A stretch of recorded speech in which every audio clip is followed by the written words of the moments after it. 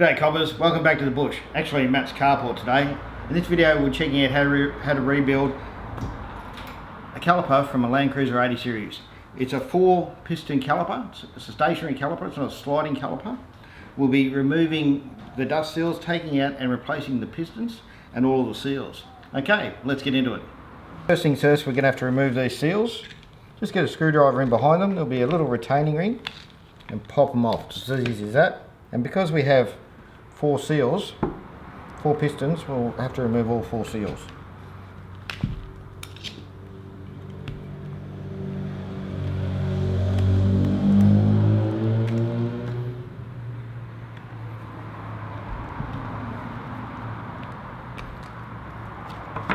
With that completed, now we're going to have to remove the pistons from the housing. Right, so now you have to remove the pistons. What we've done is we've inserted a few of the old brake pads because we don't want one piston to pop out and then none of the other pistons to have moved. So once that piston reaches a certain length of travel, it's going to force the other pistons out because it's at a physical stop. We've also inserted an old brake hose, cut the end off, and we're going to put air pressure in there. You can use grease, but that sounds like a messy idea to me, so we'll use a bit of air pressure. Just have to be very careful, of course, anytime you mess with air pressure, and we'll give that a go.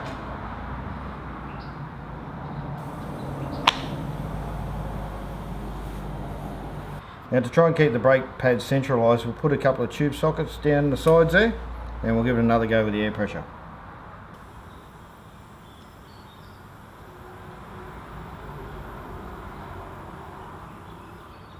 There we go, now we've got 4 moving. So we're going to remove a brake pad and we're going to give it another go to incrementally move those guys out.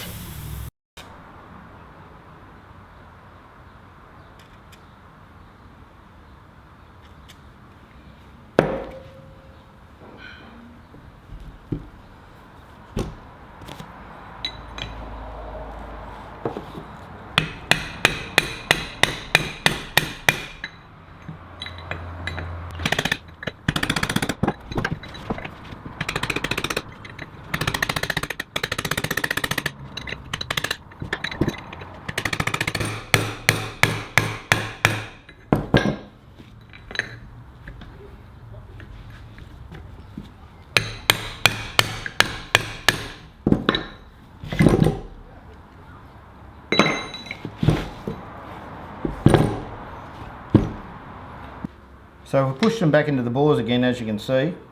Give them a bit of a spray down with a bit of liquid penetrant, spray penetrant, and we're going to give it a bit of air pressure again.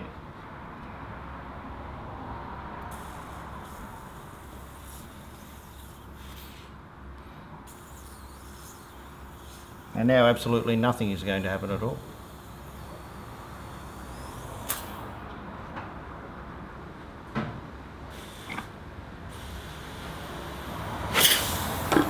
Makes a liar out of me.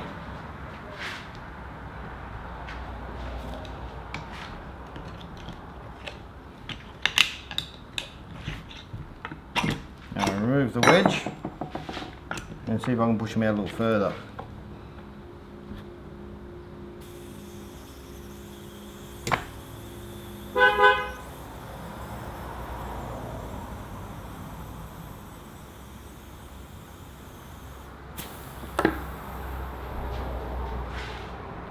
Now we probably won't get them too much further out, where one of them actually popping out the bore. But I'll go ahead and remove one of the brake pads. Down to 2 pads now. This one seems to be moving very easily, but this one here seems to not be moving quite so easily. So we'll put the wedge in the back and we'll see if we can get a bit of air pressure in there to encourage that front one to shift out a bit.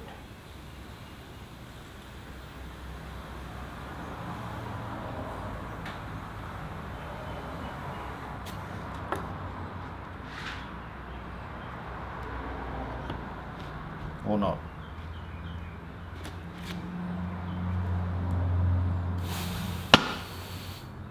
There we go, we've got one of them out.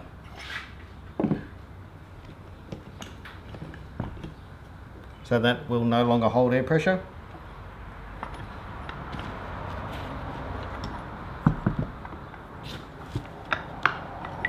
As this piston's coming out of the ball, so we'll just get the multi-grips onto these ones as we're going to replace them anyway.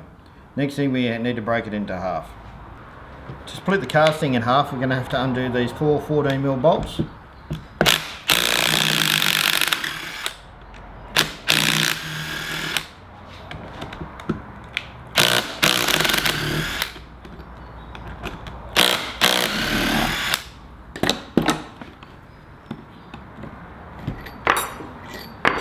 Once we've done that, the casting should come apart in two pieces. And then we just have to remove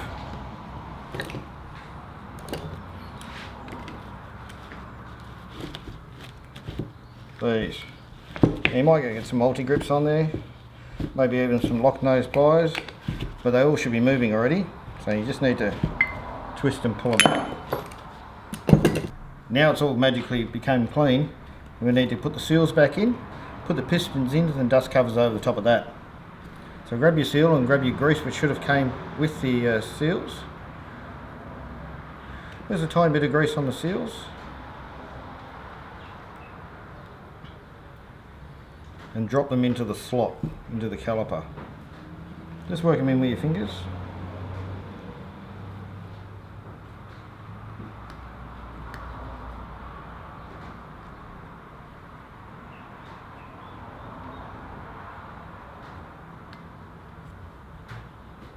Until, as you can see, they seat in all the way around. Now grab your new piston, dip your finger in a little bit of brake fluid as lubricant, and into the ball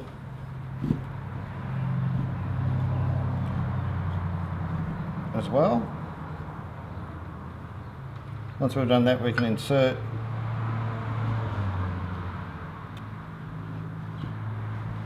the piston. Make sure they go in nice and square.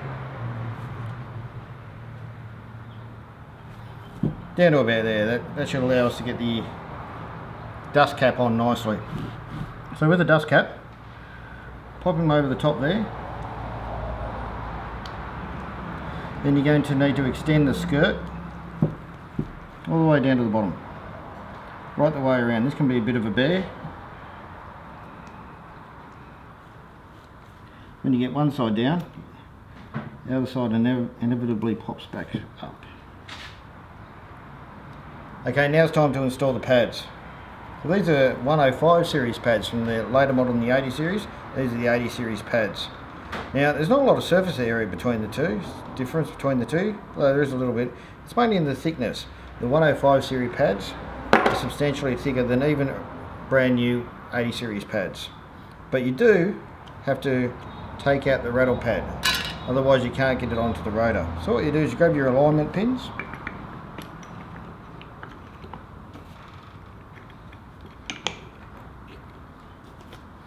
again take our rattle pad off,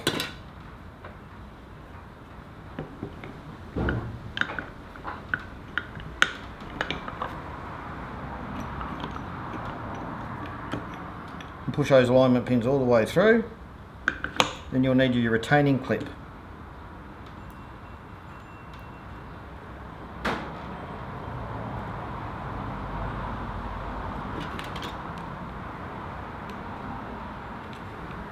There's a hole in the end of the alignment pins.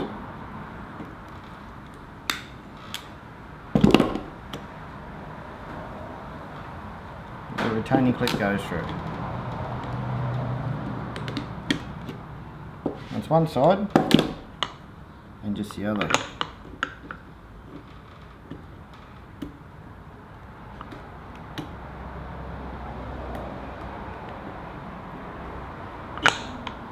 Now that's done, we can put the spreader in. Goes under one side, slips over the other. Our rebuild is now complete, ready to install and bleed the brakes. First thing we'll need to do is remove the caliper. And it's two 17mm bolts behind here. They could be reasonably tight, so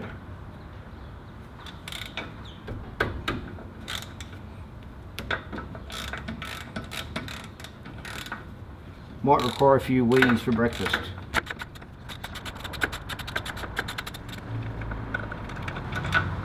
Now the top one's been removed.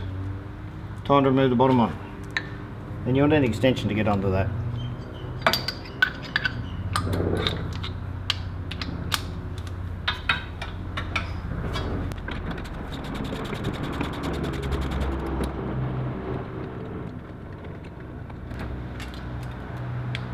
Once they're both out, gently pry the caliper off the disc, off the rotor, and just put it to the side for the moment. First thing we need to do is remove the dust cover. It's simply a matter of getting a screwdriver in there, giving a bit of a twist, and work your way around the edge. If it doesn't want to come off, and that one came off nice and easily. Next thing is the circlip around the edge here. Now there'll be a bit of a split in it. Work your split up to the top so you can see what you're doing. Grab your circlip pliers. Now, I persevered with multiple screwdrivers for years. It's not worth it. Just go and get yourself a circlip plier. Wait till your favourite auto supermarket has them on special, and it makes the circlip removal as easy as that. And I'm not bleeding, which is a fantastic thing. Righto, so now we need to remove this drive plate here. That's 12mm bolts around the edge.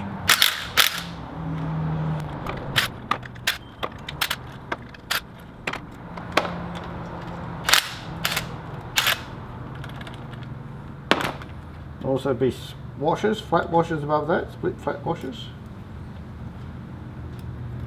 And then we have every man's worst nemesis, which is a cone washer. Don't be tempted to beat around the edge here in order to remove the cone washer. All you'll do is distort the taper that the cone washer sits in. Get a brass drift, sit him on the end, and a couple of quick whacks, and it should pop him out.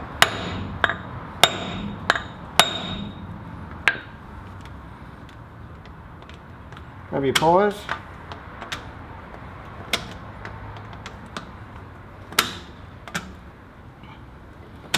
And work your way around the edge. I apologise to anyone who's wearing headphones right at the moment. Okay, simple as that. All 6 are now loose. We can remove them all.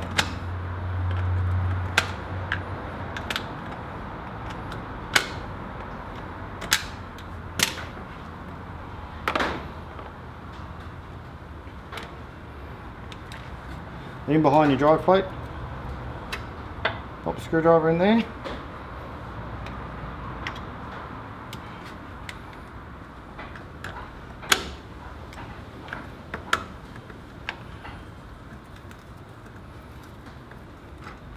These things can get a bit stuck. You might have to wind them off.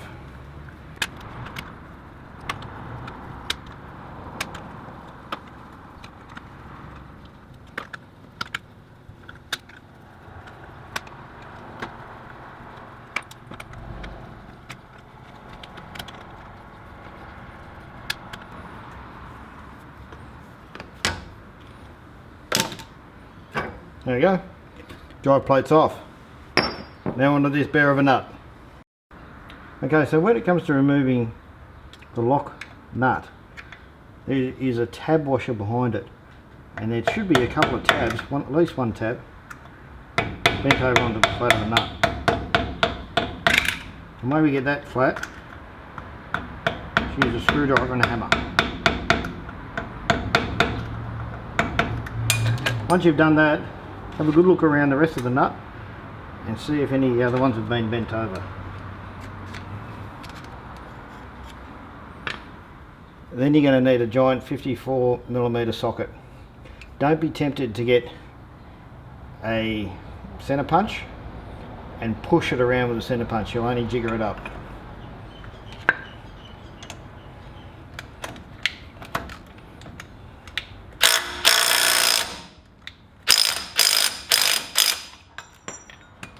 That one's off. You can then remove the tab washer.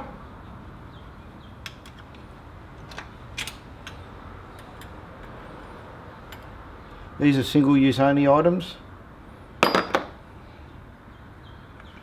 And then remove the bearing preload nut.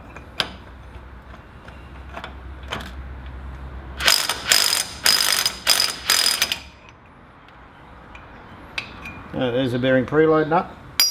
Put them in the pile to be washed up, and the rotor should come right off. It's as simple as that. Okay, next thing, give you spindle a little bit of clean off. We'll be re-greasing that later.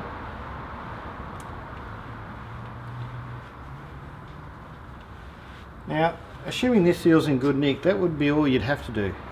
But the problem is you're installing a larger diameter disc and your backing plate no longer fits. So what you need to do, you need to undo all of these nuts, which I'll do now, to remove the backing plate.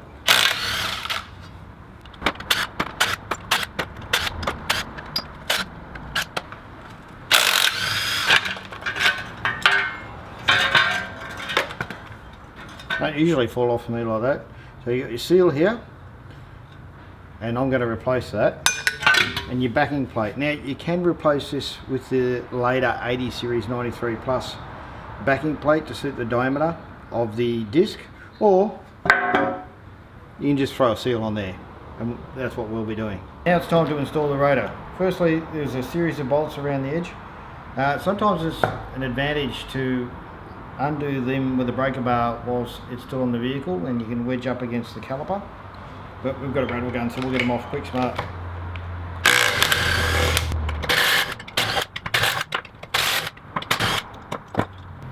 Okay, now those bolts have been removed and their respective washers. We need to remove the disc, the rotor, from the hub assembly. Bearing in mind we're not going to use this hub again.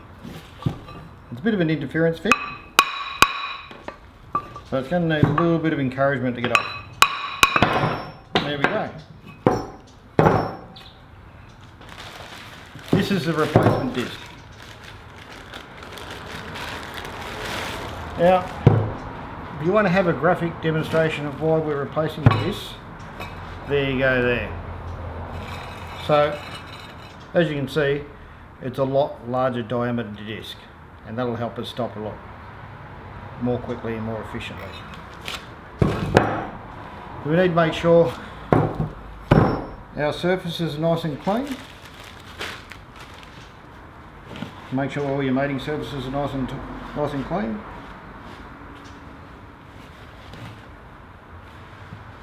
And we'll be cleaning off the brake pad surface when we actually have it on the car. So line up your bolt holes.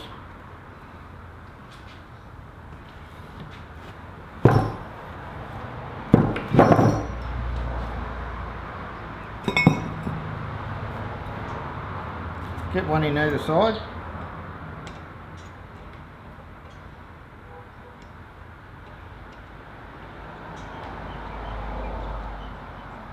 Again, it's always very important to start them off by hand.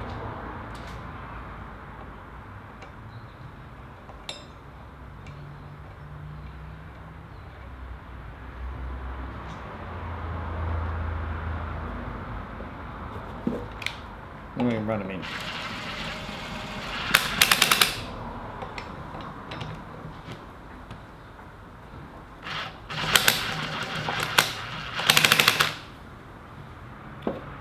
If it doesn't feel like it's going in smoothly, there's an issue.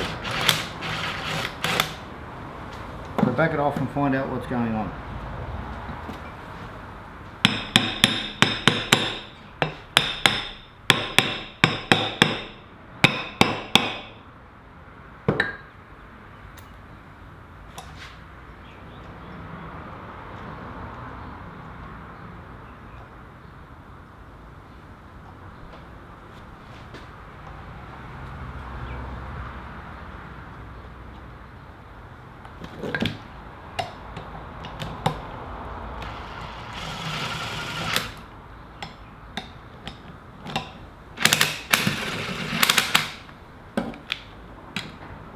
Once you've got it aligned, break those two off 1/2 inch. 12.5mm for the Metricans amongst us. And then proceed to pop all the other ones in.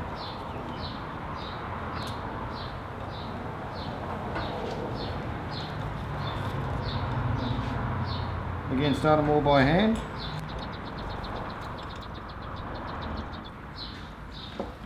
And then run them down.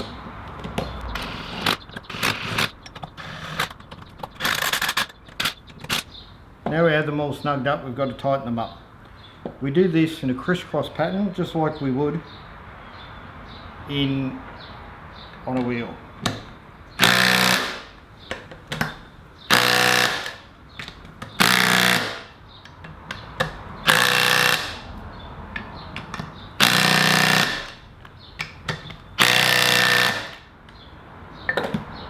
Righto, then don't forget to torque them to the manufacturer's spec. Okay, so it's ready to reinstall. Okay, first things first, we're going to have to reinstall the seal. So we get a bit of red out and spread that around.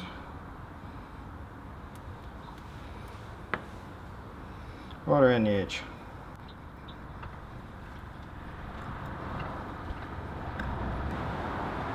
Once we have an even coating on that, if you have a look from this side, there's actually an indexing hole at the top here, and that goes towards the top. Grab your bolts.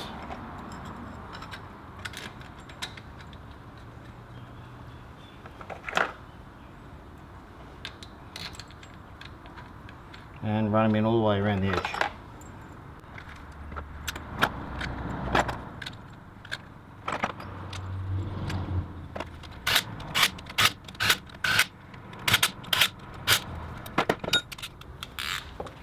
Then we torque to spec. Click.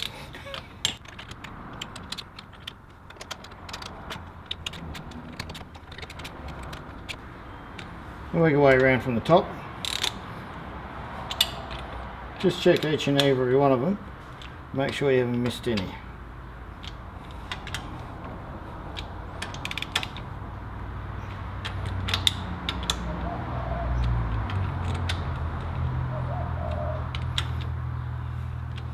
Alright, now the seal is installed. It's time to lubricate up the spindle and the seal. Don't forget your seal. Run a little bit of grease on the inside of your seal.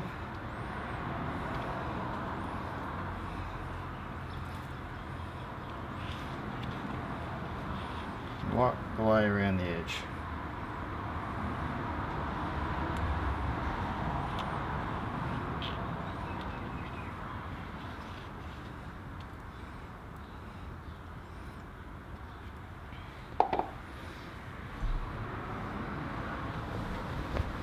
Okay, it's time to install the rotor now and the hub assembly.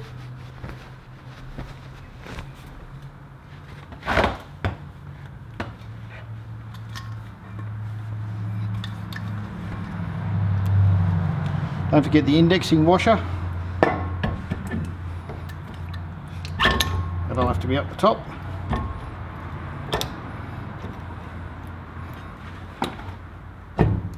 And push it all the way home. You'll need your first of your two nuts. It's very important to get these on nice and straight.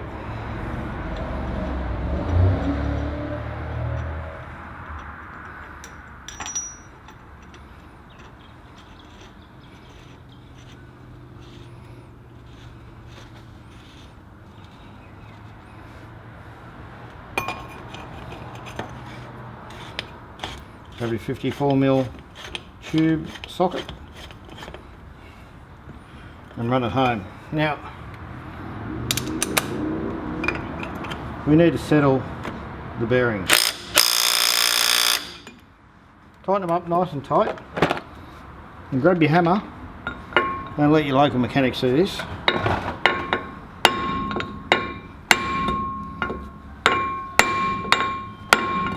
And settle the bearing.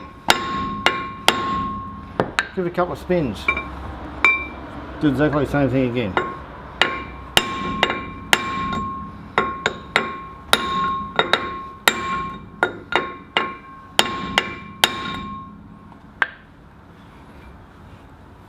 And see if you can tighten it up again. There you go, a little bit tighter then. Now if your car isn't going to see heavy duty off-road, you probably don't need to do this.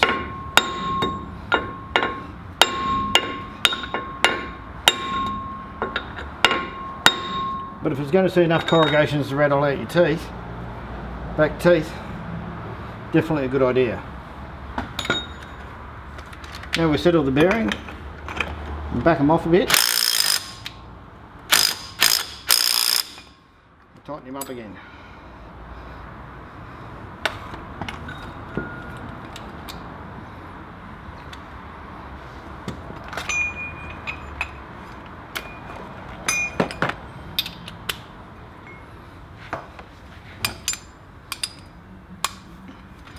Around 25 foot-pounds, pretty good figure for 33-inch tyres.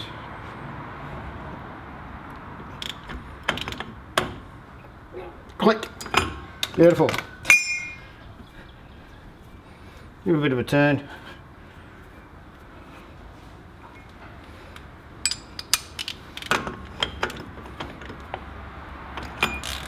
What was your uncle? Again, you need your index tab washer. New one, put that in. And then your locking nut.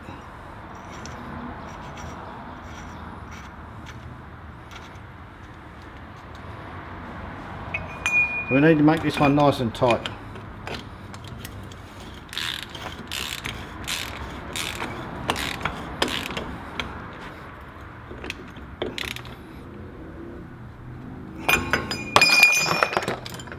Now we've done that, you need to find your two tabs. So one tab inwards, one tab outwards. This one at the top looks like it can go inwards.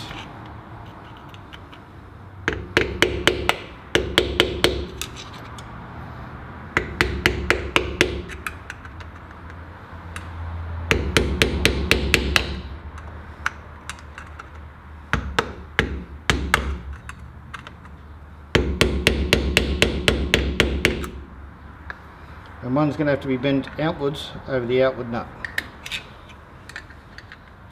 over the locking nut. Bend him out and then flatten him off.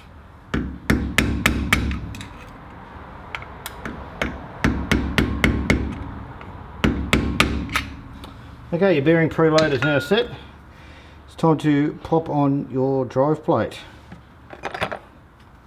So here's your drive plate. We need to get some blue, or red in this case.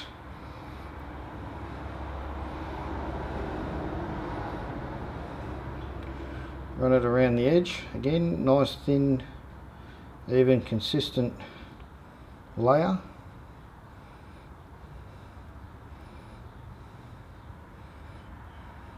This car is going to see bog holes and water crossings and all that sort of wonderful stuff. So it needs to be a nice, decent layer, but not too much.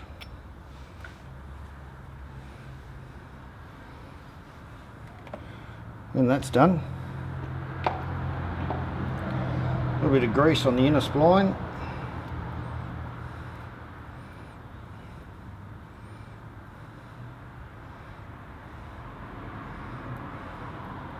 And we pop it back on.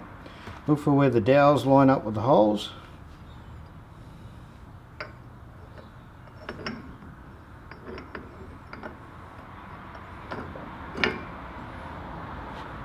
And push him home.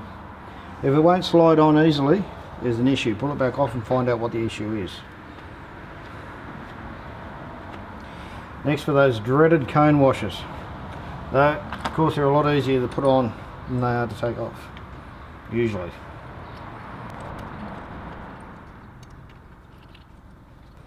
A couple of those might need a little bit of tappity tap tap tap.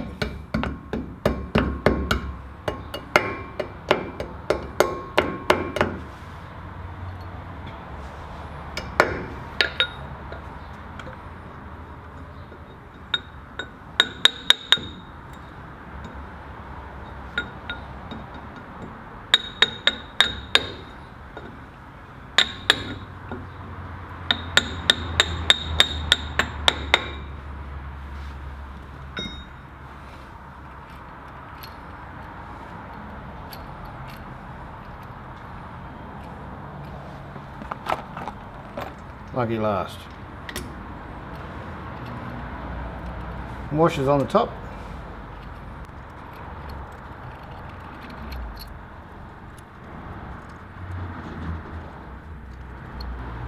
And your nuts finally. Now we'll get all those 12 mils.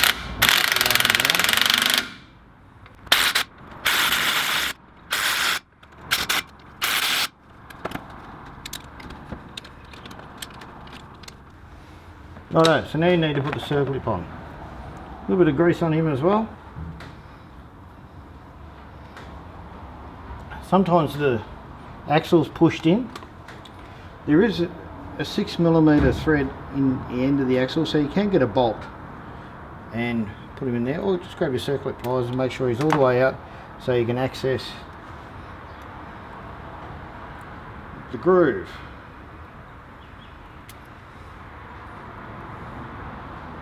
Again, these circlip pliers are worth their weight in gold because it's as easy as that to put them on. Once it's in, give it a bit of a twist to make sure it's seated all the way around. Now, time to put the cap on.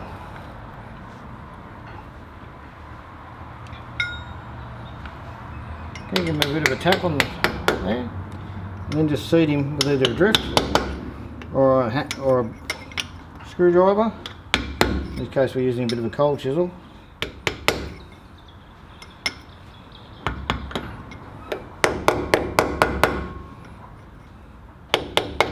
Make sure it's seated. Clean up your excess goo.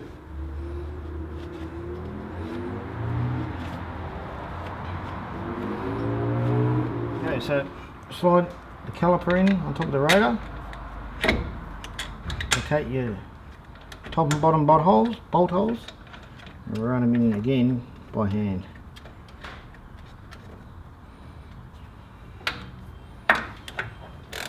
Once the top one's started, you can jostle in the bottom one as well. Then just run them in.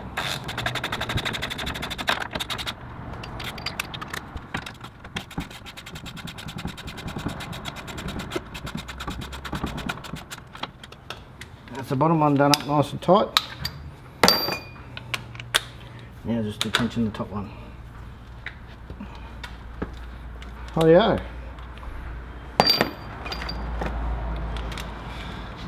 Now for out with the old and in with the new. We're going to need to swap over the brake line from the old caliper to the new caliper. Let's take him off the old one. You'll need a drip toe below this. There'll be a bit of fluid coming out from the reservoir. It's a good time to check your brake lines as well. Make sure they're not corroded.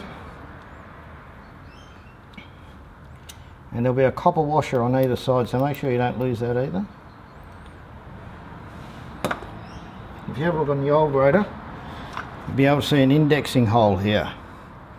So grab your brake line, you'll be able to see the spigot that runs into the indexing hole, and line that up on the new rotor.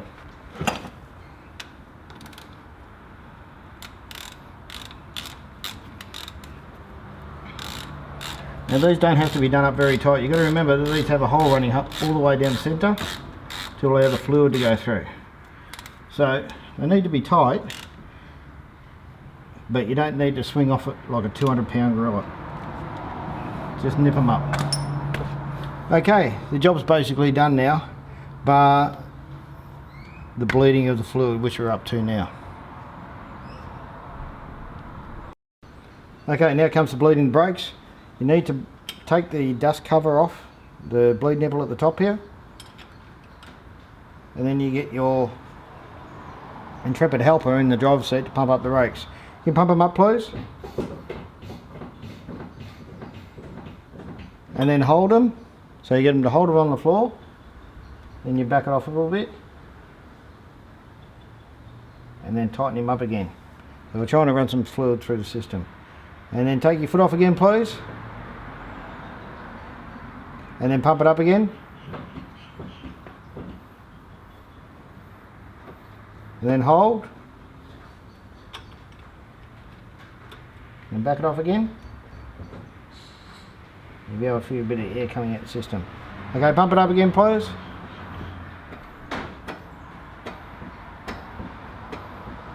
And hold it.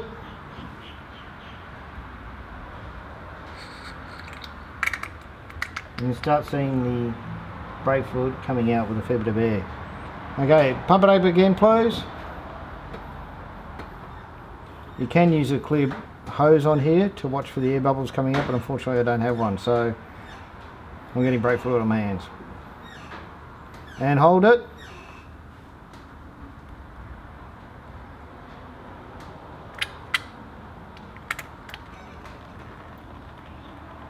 And back, shut the bleed valve again. And pump it up again, please.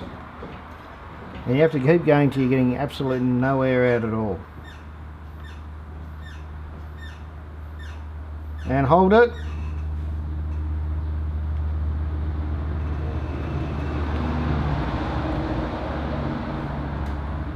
And pump it up again, please.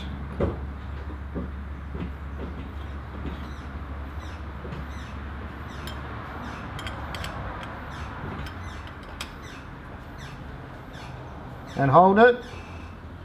See if you can see that.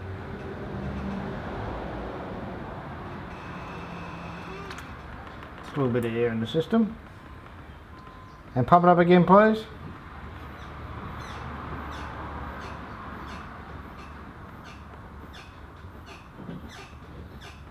And hold it.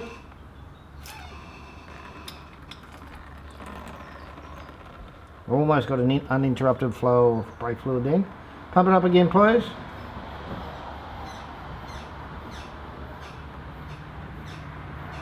And hold it.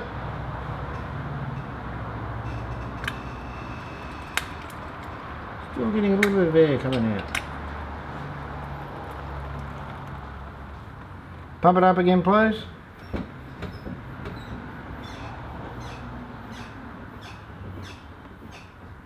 And hold it.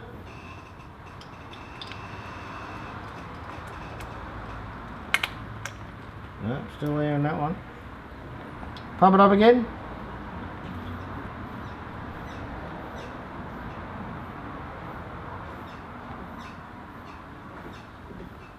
And hold it.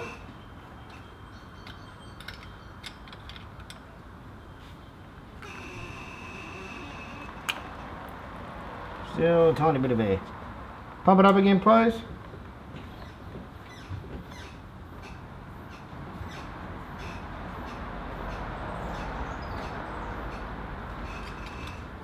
And hold it.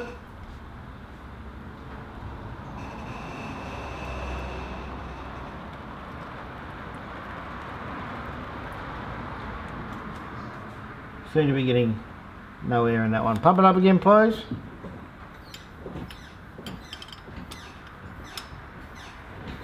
We'll check one last time. Hold it.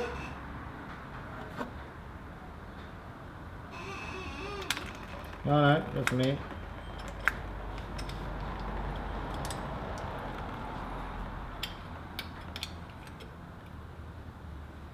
Might have to check the reservoir. Okay, so we've topped up the reservoir to make sure we don't introduce any more air into the system. Hold it, please. Still getting air out. Pump it up again, please.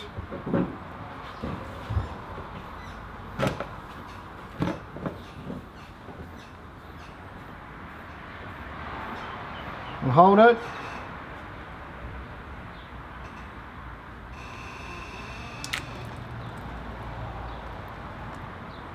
And pump it up again, please.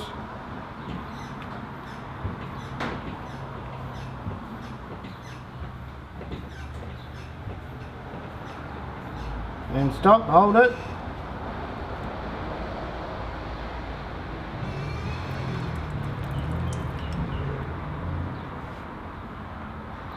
And hold, pump it up again, please. Didn't get any air out that time.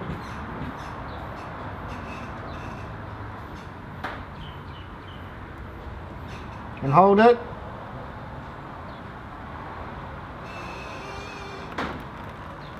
No air out that time. We'll try for the third time lucky before we lock it off. Okay, bump it up again please.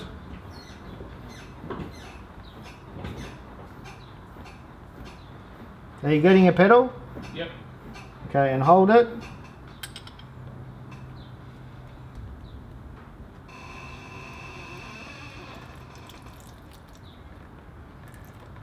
I'm not sure if you can see that on camera, but we're getting absolutely no air out there at all. If your pedal feels a bit spongy, you've usually got air in your system. Okay, we'll go around to the other side, bleed that one, and we're done.